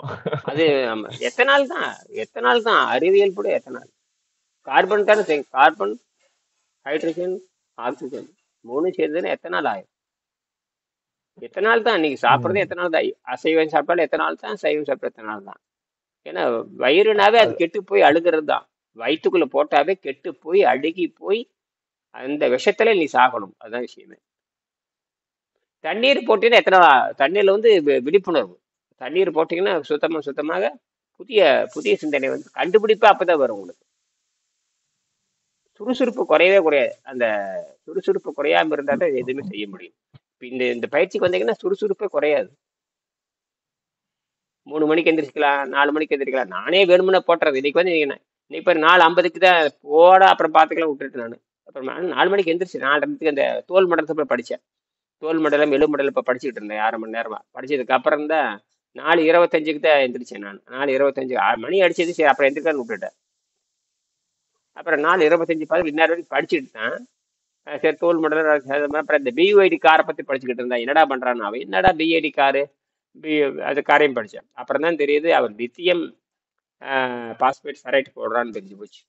ஓ அதுதான் பண்ணானா. அது ஒரு 4:25 வருவீங்கன்னு பார்த்துட்டு சரி நானும் பார்த்தேன். 20 நிமிஷம் மட்டும் ட்ரை பண்ணி பார்த்துட்டு அப்புறம் கட் பண்ணிட்டு இருக்கேன். நான் 4:20 படிக்க ஆரம்பிச்சிட்டேன். 4:20 இந்த பிஓடிக்கு அந்த காரு இந்த காரு இதெல்லாம் படிச்சுக்கிட்டு தோல் மண்டலம், சதை மண்டலம், அது 12 மண்டலம் இருக்கலாம். மறுபடியும் கொஞ்சம் நினைவுபடுத்தலாம்னு சொல்லிட்டு அதை படிக்க ஆரம்பிச்சேன்.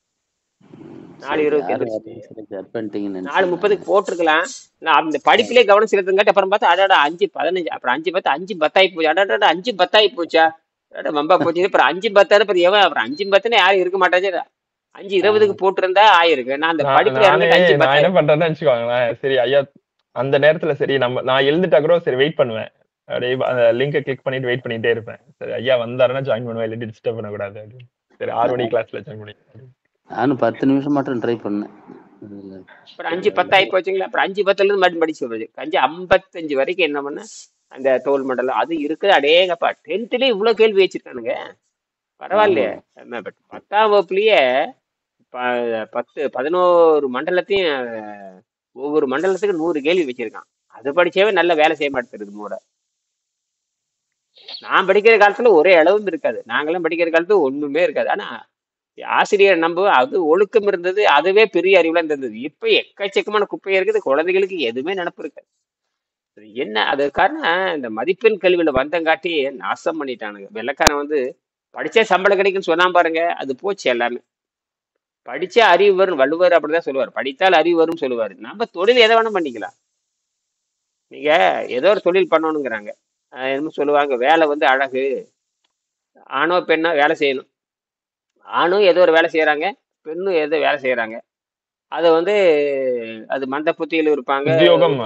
உத்தியோகம் புருஷ லட்சணம் அப்படியே சொல்லுவாங்க. அது என்னமோ சொல்றானுங்க. அது என்ன அது ஒரு கேவலமான வார்த்தை. அது என்ன உத்தியோகம், என்ன இளவு, என்ன புரிய மாட்டேங்குது. ஒரு இளவும் புரியுமா? ஆக்டிவா இருக்கிறது தான், வேற எதுவும் இல்ல. இப்ப ஆக்டிவா இல்லாம அப்படியே மந்தமா இருக்கிறதா, சுறுசுறுப்பா இருக்கிறதானே தவிர அறிவை கொண்டு இல்லாட்டி பாத்தீங்கன்னா வீட்டுல டிஸ்டர்ப் பண்ணிட்டே இருப்பாங்க. இப்ப நமக்கு நம்ம வேலை இல்லைன்னு நினைச்சுக்கோங்களேன், ஏதோ ஒரு டிஸ்டர்பன்ஸ். நம்ம என்ன empty mind is devil's workshop சொல்லுவாங்க. அவ்வளவுதான். நம்ம எம்டியா இருந்தோம்னா அப்படியே மந்தமா இருக்க தோணும். அவ்வளவுதான். மந்தமா அவ்வளவுதான். அப்படியே நாட்கள் கழிய அப்படியே தின்னுட்டு அப்படியே தூங்க வேண்டியது. அவ்வளவுதான். மைண்ட் அப்படியே இருக்கும். சோ இப்ப இந்த ஹியூமன் பாடிக்கு மட்டும் தான் இப்ப அதுல கூட போட்டுருக்கு பாருங்களேன். 6 அறிவு வரும்போது மிச்சது எல்லாமே பாத்தீங்கன்னா மிருகங்களுக்கு எல்லாமே பாத்தீங்கன்னா பிசிக்கல் ஸ்ட்ரென்த் அதிகமா ஆயிட்டே இருக்கு. பட் ஆனா அறிவு வளர வளர பாத்தீங்கன்னா அந்த ஸ்ட்ரென்த் கம்மி ஆயிட்டே இருக்கு. இப்ப கடைசியில பாத்தீங்கன்னா ஹியூமன் நம்ம நேத்து கூட லாஸ்ட் வீக் கூட பேசியிருப்போம்னு நினைக்கிறேன்.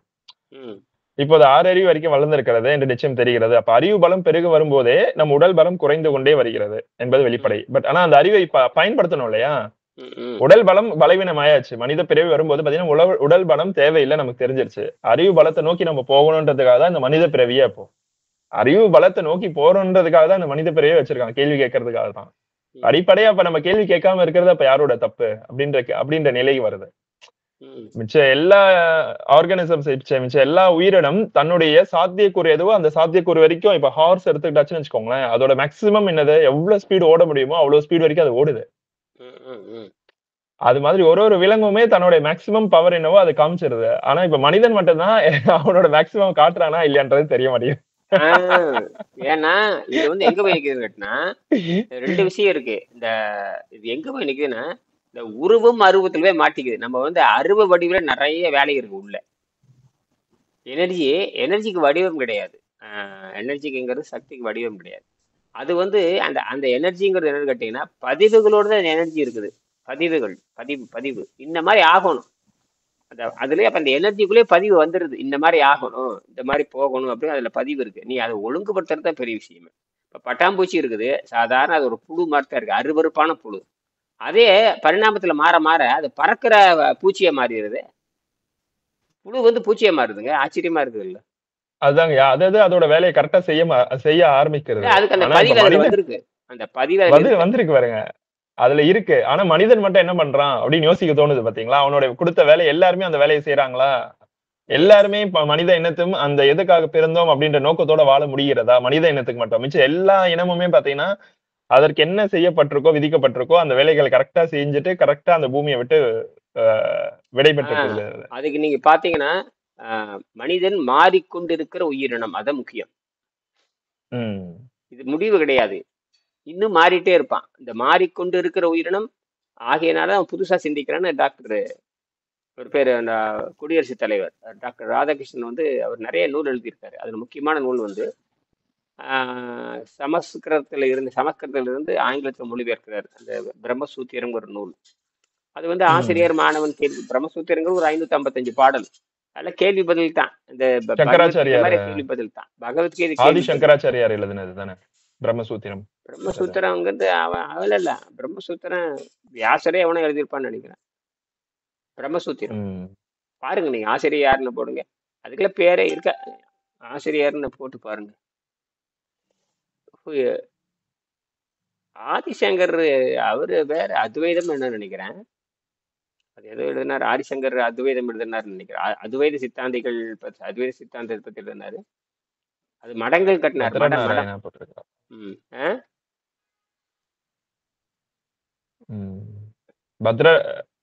பத்ராயனான்னு போட்டிருக்க. பிரம்மசூத்ராஸ் ஆர் அட்ரிபியூட்டட் டு பத்ராயனா.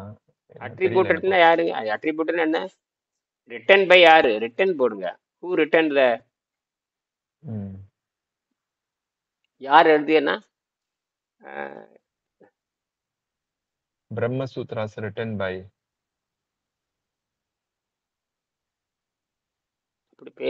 அது எதுக்கு நீங்க சொல்றீங்க இல்லையா, தொகை விருத்தல் அது மாதிரி வந்து ஒவ்வொருத்தவங்க ஒரு இது எழுதியிருக்காங்க பிரம்மசூத்திரத்துக்கு. பட் ஆனா இது யார் எழுதுனாங்க அப்படின்றதுதான் பாக்குறாங்க. அது எதை விரிச்சுக்கு எதை அர்த்தம் எழுதியிருப்பான், அவ்வளவுதான்.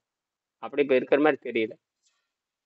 வேத வியாசரா இருக்குமோ, வியாச முனிவர் அப்படியாத்தான் இருக்கும், வியாச முனிவராத்தான் இருக்கும்னு நினைக்கிறேன். அவன் தமிழ்நாட்டுக்காரன் தான். எல்லாருக்கும் தமிழ் 2 மொழி அவனுக்கு தெரியல. எல்லா முனிவர்களுக்கும் தமிழும் தெரியும், சமஸ்கிருதம் தெரியும். அது செத்து போன மொழி, அவ்வளவுதான். அது வாழவே இல்லைங்க, அது வாய் வழியா தான் இருந்துச்சு. அது வாய் வழியா இருந்ததுதான். இது தமிழுக்கு மட்டும்தான் வரி வடியும், அதனாலதான் தப்பிச்சிருச்சு. தமிழுக்கு மட்டும். அது மட்டும் இல்ல, உயிரெழுத்து மெய்யெழுத்து அடிப்படையாக கொண்டது, உயிர் மெய்யும் அடிப்படையாக கொண்டது. ஆச்சரியமா இருக்கும். அது நேற்று பேசியாச்சு. அது உயிர்மை அடிப்படை. ஏதோ ஒரு முனிவர் அது ஒழுங்கு பண்ணியிருப்பாங்க. முனிவர்கள் தான் செய்ய. பத்ராயனான்னு போட்டிருக்கு. அது ஏதோ தொகுத்தல் பத்ராயன் தான் எழுதுனதா?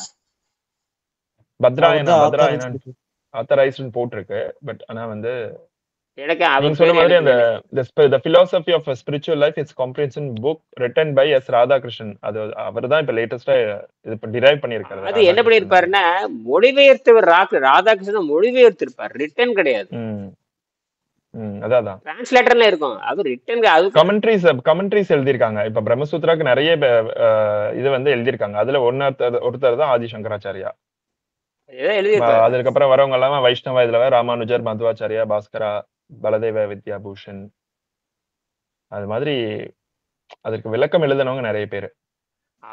அப்படி சொல்லியிருப்பாங்களே தவிர இந்த பிரம்மசூத்திரம் இந்த வேதவியாசா, ஆமா வேதவியாசா தான் பத்ராயணன் இன்னொரு பேர் இருக்கு போல, also known as Veda Vyasa, Vyasadeva. அவன் தான் அந்த வேதவியாசர் எழுதியிருப்பான். அது ஒரு வகையான நீதி நூல் தான். 555 சூத்திரங்கள் நீதி நூல் தான், டிவைடட் இன்டு 4 சாப்டர்ஸ்.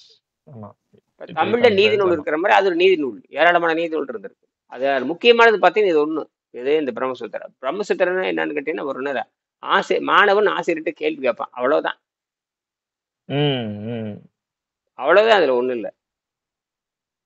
அதே மாதிரி உபநிஷத்துக்கள், அது உபநிஷத்துன்னு வேற ஒண்ணும் இல்லை. ஆசிரியர் இந்த மாணவன் ஆசிரியர்கிட்ட கேள்வி கேட்பான், அவ்வளவுதான். அதுலயும் என்ன இந்த குவாண்டம் பத்தி தான் நிறைய டிஸ்கஷன் நடந்திருக்கு அப்படின்றதும் எனக்கு தெரியுது. அந்த குவாண்டம் எடுத்து இப்ப நம்ம அதை படிச்சோம் அப்படின்னு வச்சுக்கோங்க, உயிரை பத்தி ஆராய்ச்சி பண்ணாங்க. உயிர் அணு, அதுதான் உயிரை பத்தி போனாவே அது அங்க போயிடும். பட் ஆனா என்னன்னா அந்த குவாண்டம்னு அவங்க எழுதிருக்க மாட்டாங்க. இப்ப நம்ம குவாண்டம்னு சொல்லி நம்ம படிக்கிறோம். குவாண்டம்னா ஆற்றல் தான். குவாண்டம்னா ஆற்றல் தான். ஆற்றம் அளவு, குவாண்டம்னா குவான்டிட்டிங்கிறவள quantity. Whatever exist is energy அப்படின்னு ஈஷாவாசியம் இதம் சர்வம்னே எடுத்த உடனே அதுதான் வாட்எவர் எக்ஸிஸ்ட் இஸ் எனர்ஜி, ஈஷாவாசியம் இதம் சர்வம் அப்படின்றதுதான் ஸ்டார்டிங் வரையில. அப்ப என்ன நம்ம பாக்குறோமோ என்ன நடக்கு. இப்ப நான் இங்க பேசுறேன்னு வச்சுக்கங்க, இப்ப நான் இங்க பேசிட்டு இருக்கேன்னா ஏதோ ஒரு விண்வெளியில ஏதோ ஒரு இடத்துல நான் எனக்கு எதிர அங்க ஒரு உட்காந்துருக்கு. அது வேலை. இப்ப நான் நினைக்கிற மாதிரி அது நினைச்சுக்கிட்டு இருக்குது. 2 பேரும் ஒண்ணு தொடர்பு பண்ணிக்கிறேன். இடையாட்டும் ஒரு நாள் அங்க இருக்குது. என்னுடைய செயல்பாடு இப்ப நான் இங்க நினைச்சேன்னா அது மாறும். நான் சரின்னு சொன்னா அங்க தப்புன்னு சொல்லு, அங்க தப்புன்னு சொன்னா சரின்னு சொன்னா கீழே அது மேலேன்னு சொல்லு, அது இருக்கு. அது கரெக்டு தான். அது குவாண்டத்துல சொல்லிட்டானுங்க. ஆமாமா இருக்குது. அதுக்கு பேர் காரணம். இப்ப நீங்க நான் பேசுறேன், இப்ப நீங்க இதை சொல்றீங்களே, இதை எதன் அடிப்படையில வச்சு இருக்குன்றீங்க? மத அடிப்படையில வச்சு இருக்குன்னு சொல்றீங்களா, இல்லாட்டி உங்க அறிவை கொண்டு அறிஞ்சு நீங்க சொல்றீங்களா? எதை அடிப்படையை வைத்து? இல்ல குவாண்டம் பிசிக்ஸ் என்ன சொல்லு கேட்டீங்கன்னா, குவாண்டம் பிசிக்ஸ் அழகா சொல்லுது.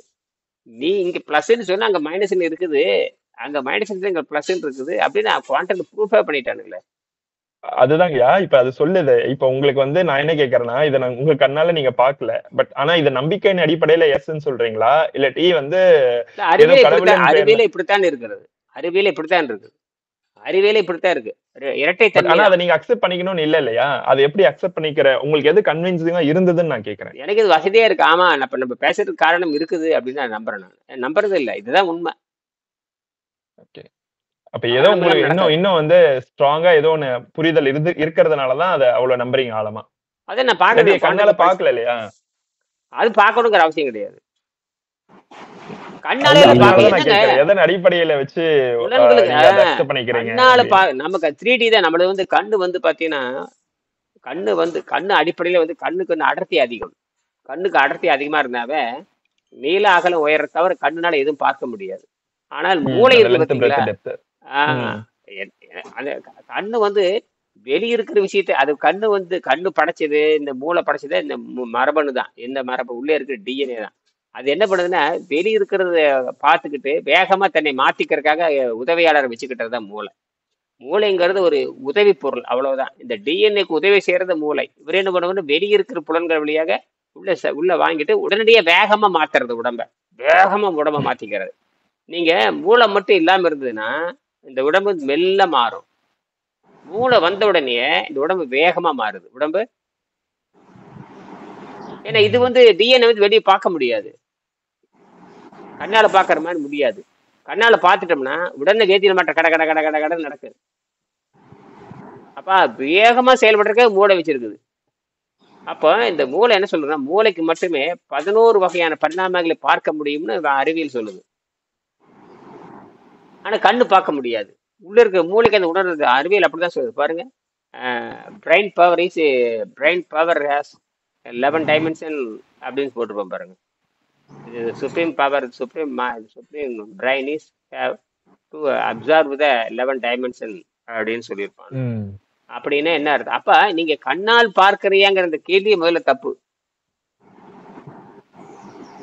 அங்க கொலை செஞ்சதை பாக்குற மாதிரியே நீங்க கேக்குறீங்க. அது மாதிரிலாம் இருக்காது. அது கொலை செஞ்சதை பாத்தியா, நீ நாய் கடிச்சது பாத்தியா, பாம்பு கடிச்சது பாத்தியா, அவன் வெட்டுறது நீ பாத்தியா, குத்துனது பாத்தியா, இடது பக்கம் குத்துறானா, இந்த கேள்வி எல்லாம் முட்டாள்தனமான கேள்வி. இதுல இப்ப நீங்க சொன்ன விஷயத்துல இப்ப நான் ஒண்ணு செஞ்சேன்னு சொல்லி சொன்னா, இதற்கு எதிர்விதமா இன்னொன்னு வந்து நடக்குதுன்னு சொல்லி சொன்னீங்க இல்லையா? ம் ம். அது வந்து மிகப்பெரிய பேருண்மைங்க. எப்படின்னு சொல்லி சொன்னா, ம் எந்த ஒரு ஆப்ஜெக்ட்ட எடுத்தாலும் சரி, எந்த ஒரு பொருள் எடுத்தாலும் சரி 2 துருவங்கள் உண்டுங்க. ஆ எஸ்ன்னா நோ, ஆ மேல்ன்னா கீழ், உள்ளுன்னா ஆ வெளியில, ஆ இது கருப்புன்னா வெள்ள. இந்த ம் மாதிரி ம் 2 போலால் ஆனது தான் எல்லாமே. இந்த பிரபஞ்சமே 2 துருவங்களால் ஆனது. ஆ அதனால ஆ டுவாலிட்டி. இது அந்த அதனால தான் வந்து பார்த்தீங்கன்னா, இப்ப நாம வந்து ஒருத்தரு எப்ப செஞ்சான் அப்படின்னா, அதுக்கு நேர் எதிர்வினை கண்டிப்பா ஒண்ணு உண்டு. ம் நீங்க ம் எந்த பொருள் எடுத்தாலும் 2 துருவங்கள் உண்டு. ம் ம் இதே மாதிரி தான். அதுல அந்த குவாண்டம் பிசிக்ஸ்ல கூட சொல்லியிருப்பாங்க. 500 இப்ப நீங்க ஒரு செயல இந்த இடத்துல ஒரு அணுவை நீங்க அசைச்சீங்கன்னு சொல்லி சொன்னா, 500 பில்லியன் லைட் இயர்ஸ்க்கு அந்த பக்கம் இருக்கிற அணுவும் உங்களுக்கு இப்போ ரிலையபிளான இது வந்து அசையும்ன்னு ஆமா சொல்லி அந்த ஆ குவாண்டம் பிசிக்ஸ்ல சொல்லி. அதே தான் ம். கரெக்ட் தான் ஸோ கரெக்ட் தான் அதனால எல்லாமே 2 துருவங்களால் ஆனது. இது வந்து இயற்கையில இருக்கக்கூடிய ஒரு விஷயம்.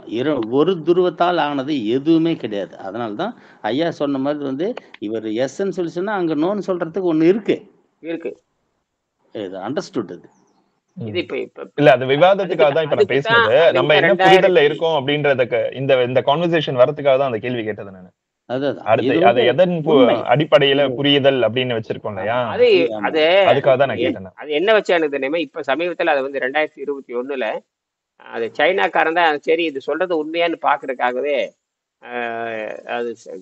அது உண்மையா அந்த குவாண்டம் என்டாங்கிள்மெண்ட்னு சொல்லுவாங்க அது ம். இணைக்கப்பட்ட சோடிகள் அதாவது ஒன்றாக இணைக்கப்பட்ட சோடிகள் இது வந்து ஒன்றாக இணைக்கப்பட்ட சோடிகள் அது வரைக்கும் ரெண்டாயிருக்கும் அப்புறம் ஒன்னாயிரும் இந்த ரெண்டு மனமும் சேர்ற மாதிரி அது வந்து ஒன்று ஸ்பின் அப் ஒன்று ஸ்பின் டவுன் அப்படி உண்மையான ஆராய்ச்சி பண்றதுக்காக அது பார்க்கறதுக்கு முயற்சி பண்ணாங்க அதே மாதிரி இந்த ஃபோட்டான்ஸ் தான் அனுப்புறாங்க லட்சக்கணக்கான ஃபோட்டானை ஒரு இடத்துல இருந்து அனுப்புறாங்க அப்போ வந்து வேற ஒரு தீவு இன்னொரு தீவு அங்க ஒரு டிஷ் ஆண்டனா இருக்குது இங்க ஒரு டிஷ் ஆண்டனா இருக்குது அந்த ஃபோட்டான் இங்கே வர்றப்போ அது தானாகவே என்ன பண்ணுதுன்னா ஒரு பக்கம் ப்ளஸ் எல்லாம் ஒரு பக்கம் போகுது மைனஸ்ல ஒரு பக்கம் போகுது இங்க அந்த ப்ளஸ் வந்து ஏதாவது சேஞ்ச் பண்ண உடனே அங்கே மைனஸ் சேஞ்ச் ஆகுது இடையில எந்த விதமான ஒய்ஃபி கிடையாது இதை நிரூபிச்சாங்க அப்படின்னா ஐன்ஸ்டீன் கொள்கை அங்கே அவுட் ஆகுது ஐன்ஸ்டீன் கொள்கை எதோட நிற்குதுன்னு கேட்டிங்கன்னா அது வந்து வெளிப்புறத்துக்கு மட்டும்தான் நிற்கிறதே தவிர உள்புறத்துக்கு வராது அது இந்த இயற்கையில் எப்பவுமே ரெண்டு தன்மை இருக்கும் வெளிப்புறமும் அப்படின்னா அப்படின்னா இப்படி வச்சுக்கலாமா? நம்மளுடைய புலன்களால் பார்க்கிறது அப்படின்றது அது ஒரு பெர்செப்ஷனா தான் இருக்குமே தவிர அது ஃபேக்டா இருக்காது, ட்ரூத்தா இருக்கணும்னு அவசியம் கிடையாது.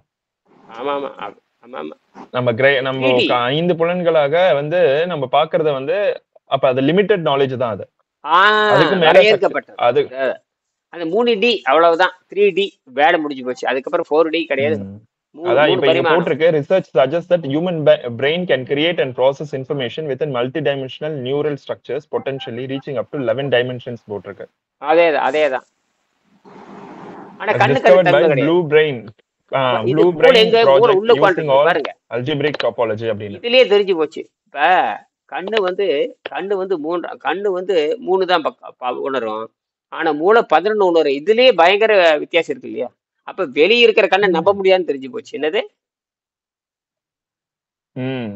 அகக்கண் புறக்கண் அது வச்சு என்ன பண்ண போறீங்க அகக்கண் நீங்க ஆதாரத்தை காட்டு காட்டிட்டே இருக்க வேண்டியது எங்க போய் காட்டுறது ஒத்துக்க மாட்டாங்க அப்போ ஒத்துக்காது ஏன்னா உள்ள வந்து இப்ப நிறைய பரிணாமம் இருக்கிறதுனால வெளியே என்னதான் காட்டணும் ஒத்துக்க மாட்டாங்க அவங்க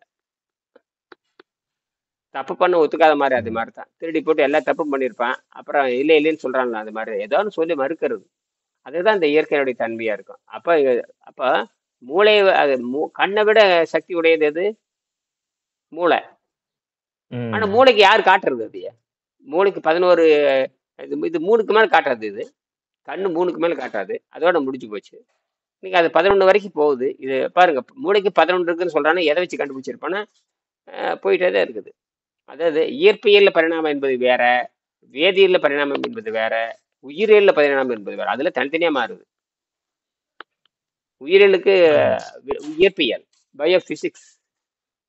பயோபிசிக்ஸ் இல்லை வெறும் பிசிக்ஸ் அந்த இயற்பியல் இருக்கிற பரிணாமம் என்பது வேறு வேதியியலுக்கு வேற கல்ச்சர் அது அவ்வளவுதான் உயிரிழந்து அது வேற ஏன்னா எல்லாம் கலந்ததுதான் இயற்பியல் வேதி இந்த 3 கூட்டு கலவை தான் இது இந்த உயிருங்கிறது பார்த்தீங்கன்னா கூட்டு கலவை அந்த தத்துவம் பொருந்தும் இந்த தத்துவம் பொருந்தும் புது தத்துவத்தை உண்டாக்கும் புதுசா உள்ள போட்டு புதுசா பரிணாமத்துக்கு போகும் இப்போ ஒன்றும் இல்லை இந்த வெள்ளைக்காரன் பார்த்தீங்கன்னா அவனுக்கு எதிர்பார்ட்டலே கிடையாது அவன் நீர் உடம்புக்கு வந்துட்டானா உடம்பு பழுத்து போயிடும் ஒரு வெள்ளைக்காரனை பிடிச்சி பண்ணணும். ஒரு வெள்ளைக்காரன் ஒரு வெள்ளைக்காரிச்சு பிடிச்சி இந்த பயிற்சி கொடுத்து அவர் நேரத்தையே மாத்தலைங்கிறேன் நான். எவனாச்சும் கிடைக்கணும் நமக்கு.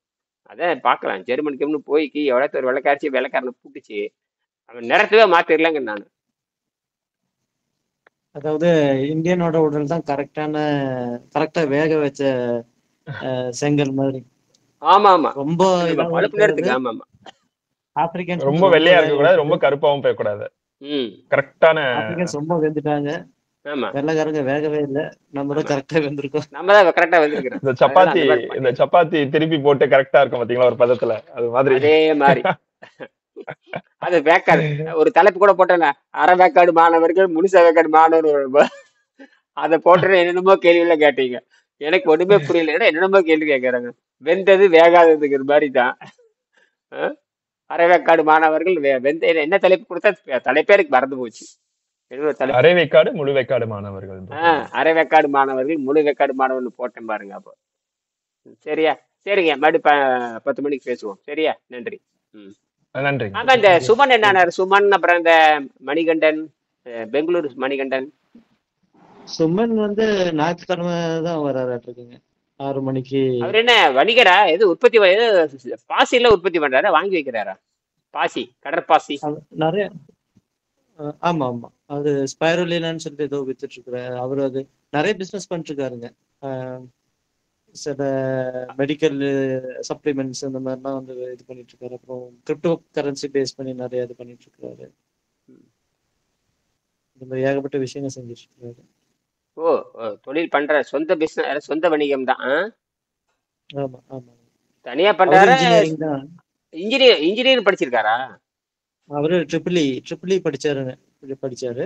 படிக்கிறது வேற, செய்யறது வேற, தொழில் வேற. ஆமா, படிச்சுட்டு நீங்க மெக்கானிக்கல் இன்ஜினியர், கார் மெக்கானிக்கல் இன்ஜினியரா? நான் மெக்கானிக்கல் இன்ஜினியர் வந்து டிசைனிங்ல இருந்தேன். அதாவது காரோட பெயிண்ட் ஷாப் இண்டஸ்ட்ரீஸ் வந்து டிசைன் பண்ணிட்டு இருந்தேன். நான் இந்த லே அவுட் ஒர்க்ஸ் எல்லாம் பண்ணிட்டு இருந்தேன். ஒரு கார் மேனுஃபேக்சர் தனி ஒரு பிரிவே இருக்கா? இன்ஜினியர் தனி பிரிவே இருக்கா? ஆட்டோமொபைல் இன்ஜினியரிங்கா? இல்ல, இது நான் ஒர்க்ல போய் மெக்கானிக்கல் வந்து குவாலிஃபிகேஷன், பட் ஒர்க்ல வந்து அந்த ஃபீல்ட்ல ஒர்க் பண்ணேன் நான். பெயிண்ட் ஷாப் அப்படி சொல்லி. அந்த ஃபீல்டு வந்து அமெரிக்கால தான் இருக்கா? எங்க போய் படிச்சீங்க? லண்டன்ல போய் படிச்சீங்களா? இல்ல, அது வந்து ஜெர்மன் பேஸ்ட் கம்பெனி, டியூர்னு சொல்லி ஒரு கம்பெனிங்க. அது வந்து சென்னையில இருந்துச்சு. அங்க நான் ஜாயின் பண்ணேன். அதுக்கு முன்னால LMW லக்ஷ்மி மில்ஸ் இருக்குங்களா கோயம்புத்தூர்ல? ஆமா, அவங்களது ஒரு சின்ன சிக்மா லிங்க்னு 2 வீலர்ஸ்க்கு பண்ணி கொடுத்துருக்காங்க. 2 வீலரோட பெயிண்டிங், அந்த ஃப்ரேம்ஸ் எல்லாம் பெயிண்ட் பண்றதுக்கான மெஷின், அந்த ப்ராசஸ்க்கான கம்ப்ளீட் லே அவுட் பண்ற ஒரு டிசைனிங் இருந்தேன். அது இருந்து அந்த ஜெர்மன் கம்பெனிக்கு போனேன். அது 4 வீலர்ஸ்க்கு, ஃபோர்டு, டாடா, இவங்களுக்கு எல்லாமே வந்து ப்ராஜெக்ட்ஸ் பண்ணிட்டு. அப்போ அந்த ஒரு கார் பேட்டரி முன்னால. சரி, அதில் ரைட்டுங்க ஐயா. இப்ப உங்களுக்கு வந்து ஆட்டோமொபைல் இப்ப எனர்ஜி இல்ல இருக்கிறீங்க, இந்த செராமிக் ஒரு முடிவு எடுங்க ஐயா, அழகா இறங்கிடலாம் ஐயா. சரிங்க. நீங்க வந்து எனர்ஜி லெவல்ல வர்றீங்க. இப்ப இந்த BYD கார்ல வரப்போகுது, டெஸ்லா. இதை வந்து கொண்டு வரணும், ஒரு பெரிய புரட்சியை பண்ணலாம் ஐயா. சரிங்க, ஓகே. செலவே ஒண்ணும் கிடையாது. அதாவது நமக்கு தேவை ஒரு 10க்கு 10 லேப் வேணும், அவ்வளவுதான். யாரோ இறங்கி செய்யணும். நான் இதுல இறங்கிடுவேன். நான் நீங்க இறங்கிங்கன்னா ஐடியா நான் கொடுப்பேன். நீ முதல்ல ஒரு லேப் ரெடி பண்ணுங்க. யாராவது நீங்க அவரோட யாராவது பேசிக்கிச்சு 10க்கு 10 ஒரு லேப், இன்னும் ஒரு 5 லட்சம் 6 லட்சம் செலவாகும். பண்ணிட்டீங்கன்னா நீங்க இதை படம்னா தான் நல்லது நடக்கும். ஏன்னா இந்த எனர்ஜி நீங்க வந்து அவன் BYD கார் விட்டுட்டு போயிடுவானு. அது லித்தியம் பேஸ்டு தான். லித்தியம் பாஸ்பரஸ் அண்ட் ஃபெரைட், இந்த 3 சேர்ந்தது தான். நான் பார்த்து இப்பதான் அதை படிச்சேன். என்னடா BYD என்னதான் லித்தியமும் வருது, லித்தியம் வந்துட்டா ஆபத்து. அது போக பாஸ்பரஸ் அது வெடிக்காம இருக்கிறதுக்கு என்ன பண்றேன்னா, பாஸ்பரஸ் இரும்பு 2 சேர்த்துறேன். அயன், பாஸ்பரஸ், லித்தியம் 3 சேர்த்து இந்த வெடிக்கிறது இல்லை. இந்த மாதிரி சாதாரணமா இந்த லித்தியம், அயன், லித்தியம் வேற இன்னொன்னு சேர்த்துவானுங்க. லித்தியம் கோபால்ட் எல்லாம் சேர்த்தா தாங்காது. பழைய முறை வந்து லித்தியம் கோபால்ட் எல்லாம் வரும். இப்போ வந்து லித்தியம் பாஸ்பரஸ் ஃபெரைட் இந்த 3 சேர்த்து தான் பண்றான். ஹீட் தாங்கணும் இல்லையா? சாதாரண விஷயம் இல்லை. வெறும் $20,000 பரவாயில்லையா? சீப்பா தெரியுது. $20,000 $18,000 தான். 18 லட்சம் தான் வருமானம் தெரியுது. பரவாயில்லையே, 18 லட்சத்துக்கு ஒரு கார் கொடுக்கறது பெரிய விஷயம். நான் கூட 18 கோடி இருக்குன்னு பார்த்தா 18,000 போட்டிருக்கேன். 18,000 கொடுக்க முடியுமான்னு எனக்கு ஒன்றும் தெரியல. பேட்டரி தான் அங்கே வரும், ஒரு பிஎல்டிசி மோட்டார் தான். ஆனால் லாஸ் ம். வருங்க, அந்த நாடே நாசமா போயிடும். நாடே நாசமா போயிடும். ம். அதனால நாடு நாசமா போயிடும். பேட்டரி வண்டியில வந்துச்சுன்னு வச்சுக்கோங்க, உற்பத்தி பண்ற இடம் ரொம்ப டேஞ்சர். உற்பத்தி பண்ற இடம் Danger. எலக்ட்ரானிக்ஸே அவ்வளவுதான். எலக்ட்ரானிக்ஸே என்னைக்கு வந்து சோலார்ல வந்துச்சுன்னா நாடே நாசமா போயிடும். வீட்டுக்கு நல்லா இருக்கும். உற்பத்தி பண்ற இடம் பூமி என்ன ஆகுது தெரியுங்களா? அப்பா, டாக்ஸின் தான் எல்லாம் ஹெவி. இன்னைக்கு எலக்ட்ரானிக்ஸ் வந்து கோடிக்கணக்கான டன் குவிஞ்சு. ஏற்கனவே பிளாஸ்டிக் கழிவு, எலக்ட்ரானிக் கழிவு ஒவ்வொரு வீட்லயும் பாத்தீங்கன்னா பயன்படாத செல்லு மட்டும். எங்க வீட்டுல 4-5 செல்லு பயன்படாத செல்லு கிடக்குது. ஒயர் மட்டும் இந்த எத்தனை ஒயர் கிடக்குதுங்க அப்பாப்பா. அந்த சார்ஜர் ஒயர் மட்டும் 7, 8, 10, 12 கிடக்கு. எல்லாம் தண்டம். அது எங்க கொண்டு போய் போடுறது? அப்படியே குப்பையில போட்டு கடந்துட்டே கிடக்கு. எங்கிட்டே கெட்டு போனது செத்து போனதே 7, 8 இருக்குது எங்கிட்ட. நமக்கே எப்படின்னா, அப்புறம் பெரிய பெரிய ஃபேக்டரில இருந்து அது எலக்ட்ரிக்கல் கழிவு, எலக்ட்ரானிக் கழிவு பார்த்தீங்கன்னா நினைச்சே கூட பார்க்க முடியாது. டன்னு கோடி கணக்கில். அதெல்லாம் ஆமாங்க. இதெல்லாம் அதாவது இந்த பெயிண்ட் ஷாப் சொன்னேன் இல்லைங்களா, அதுல இருக்கிற பொல்யூஷன் வேற எதுலையுமே இல்லைங்க. அப்பா. ஒரு டைம் மீட்டிங்ல எக்ஸ்பிளைன் பண்ணிருந்தாங்க. ஒரு வருஷத்துக்கான பவர் அது எவ்வளவு, அந்த பெயிண்ட் ஷாப்புங்கிற ஃபேக்டரி எவ்வளவு கன்சியூம் பண்ணுதுன்னா, எத்தனையோ கோடிங்க, எத்தனையோ 5 கோடி 10 கோடிக்கு மேல பவர் கன்சப்ஷனே அது எடுக்குது. அதே மாதிரி 5 கிலோமீட்டருக்கு அந்த ஏரியால இருக்கிற வீடுங்க எல்லாமே வந்து பெயிண்ட் வந்து காத்துல இருந்து வந்து வீட்டுல வந்து படியும். அவ்வளவு பொல்யூஷன் அந்த ஃபேக்டரி வந்து ஓ, கொடுக்குதுங்க அந்த துகளா காத்துக்கு. படிஞ்சிருது. அடேங்க அப்பா. அதே மாதிரி லேண்ட்லயும் வந்து பொல்யூஷன், இந்த பெயிண்ட் வேஸ்டேஜான பெயிண்ட் வந்து வெளியே வரும் அந்த பெயிண்ட் ஷாப்ல இருந்து. ஆமா. அதுவும் வந்து டன்னா வேஸ்டேஜ். லேண்ட் பொல்யூஷனும் அதே மாதிரி. இதெல்லாம் எப்படி அவங்க டிஸ்போஸ் பண்றாங்க? ரொம்ப கொடூரமான ஒரு இண்டஸ்ட்ரிங்க அது. இது சாதாரண இப்ப நான் எப்படின்னா, இதுக்கு ஒரு கார் வந்து ரைட்டு. ஆனா துணிக்கு டை அடிக்கிறான் பாருங்க. அடடடடடட, இதெல்லாம் பழம். இன்னைக்கு இதுக்கே பயம்னா இந்த மாதிரி 100 மடங்கு dyeing. Tiruppur dyeing, Erode dyeing, அது ஆறே கருப்பா போகுதுவையா. சரி சரி. ஆமா ஆமா அப்ப இதுக்கு என்ன தீர்வுனா, இந்த பற்றாக்குறை தான் தீர்வுங்க ஐயா. நம்ம இதை தப்பிச்சு இது ப்ராப்ளம். இது நான் வந்து சால்வேஷன் கொடுக்குறோம். அப்ப இந்த சால்வேஷன் பண்றதுக்கு நீங்க ஒரு முடிவு பண்ணி பண்ணுங்க. ஒரு அமைதியான இடம் தேவை, அவ்வளவுதான். சரி. ஒரு இடம், சொந்த இடம் இருக்கணும். அந்த இடத்துல சொந்த இடத்துல அது பண்ணணும். அப்படி முடிவு பண்ணீங்கன்னா பண்ணலாம். ஏன்னா ஒரு செராமிக் என்ஜினியர் இருக்காரு, அவர் நம்ப முடியாது. அவர் நமக்கு டிசைனர் கிடையாது, நம்ம தான் டிசைன் பண்றோம். அவர் ஐடியா கேட்கலாம், அவ்வளவுதான். சரி. கண்டுபிடிச்சவங்க தான் செய்யணும். கண்டுபிடிச்சவங்க ஐடியா கொடுக்கணும். கண்டுபிடிக்க லேப் சப்போர்ட் இருக்கணும். இந்த ஆராய்ச்சி மையம் தான் இருக்கு. அது ரொம்ப சிம்பிள். ஏற்கனவே எரிச்சுக்க அந்த ஆர்கே கோட்னால லிங்க் படிச்சு அது ஒரு யாரோ ஒருத்தர் ரொம்ப ஆழமா ஆராய்ச்சி பண்ணா தான் தெரியும். அது ரொம்ப சிம்பிளா தான் இருக்கு. அவர் எல்லா ஆக்சைடும் போட்டு பார்த்தாரு. டைட்டானியம் ஆக்சைடு, அந்த ஆக்சைடு, கடைசியில லித்தியம் ஆக்சைடு எல்லாம் போட்டு பார்த்தாரு. ஆக்சைடு எல்லாமே, ஃபெரைட்டு, இரும்பு, லித்தியம், அப்புறம் டின் ஆக்சைடு நல்லா வேலை செய்யுது. டின்னுல கூட பண்ணி பார்த்திருக்காரு. ரெட் ஆக்சைடு பண்ணியிருக்காரு. ரெட் ஆக்சைடு டின் ஆக்சைடு கிட்டத்தட்ட ஒன்று மாதிரி தான் வேலை செய்யும். அது இரும்பு தாது மாதிரி தான் டின்னு. இப்போ டின்னு பவுடர் டின்ல வருது. அது என்ன பவுடர் டின்னு, பிஸ்கட் டின்னு. டின்னுங்கிற ஒரு மெட்டீரியல் தானே, அந்த மெட்டீரியல் நல்லா வேலை செய்யுது அதெல்லாம். ஆனால் சீப் ரேட் பார்த்தீங்கன்னா ஃபெரைட் தான் சீப். இருக்குல்லே சீப் பயங்கர மலிவு வந்து ஃபெரைட் தான். இதுல தான் வெற்றி அடையும். நமக்கு வந்து மலிவா இருக்கணும் இல்லையா? அப்பதான் மலிவா கொடுக்க முடியும். அதே விஷயமே. சரி, மணி 10 மணிக்கு பேசுவோம். சரியா? நன்றி. சரி.